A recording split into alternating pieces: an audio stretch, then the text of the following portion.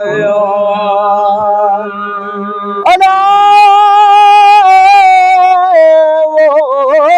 पर पखेड़ बैठो मथा इमाम जान बजा गया निंड मां से नाना नाना कल अचे बैठा हंज में कर घोट चढ़ी गोडल सरवर दिन्यू सकरूं मथे लाल लिबल पाए गल गिरा ठड़ियूं दिन मिठियूं महबूबल उता हज़रत अली आयो पुठिया तन कदमल साण गड हली आई बीबी पाक दामल म्याए गडजी म्याए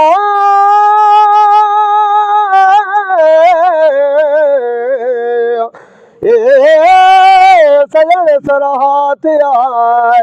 ओ जित मियां उठा मेहरा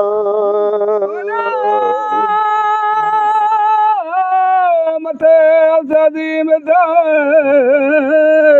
खुशी कई मलक मलक दन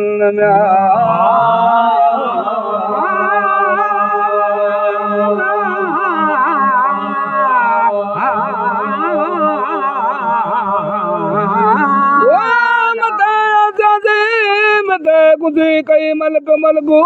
दल पोइ मां मन यार कयो ताता दी तमर मगल तॾहिं हज़रत मुबारक हथ कई पंहिंजी दावर जी दरगाह वल अणमुदाई खजूर थी खास मजे खजी अन बची पई पलक में कर लालू थियूं लुडन बाक़ी जरी मिसरी लास्ट लज़ीदन खाधो ख़ुशी सां ओ बिनी बाउरन खाई म्याए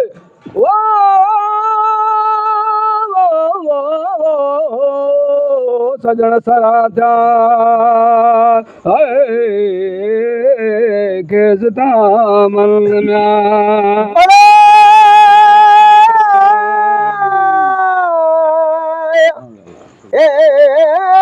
खाई सजण सरा थिया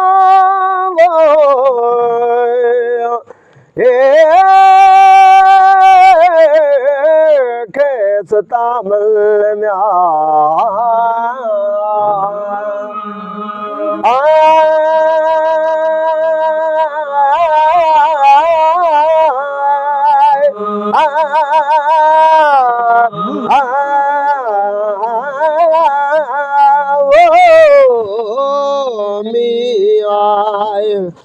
खाई म्याए ओ सजण सराहा थिया खेस तामल पुट प्यारा परमल मिलिया त बीबी लेण ठरल साथ सलामत वाया मोटी डे मागल साथ सलामत वाया कामिल कुर्बदारल वण वण वादायूं हयूं सारे मुल्क मजवर बल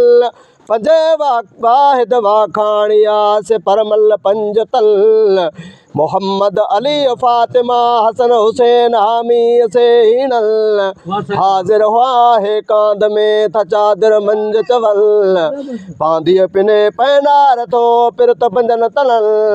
पसी पंजन तनन खे मुहिंजा दम पुजल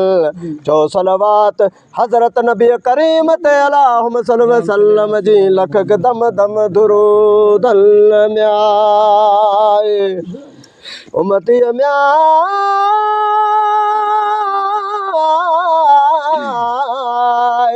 ए मोहम्मद मीर जा है कलमू पाक पढ़ल।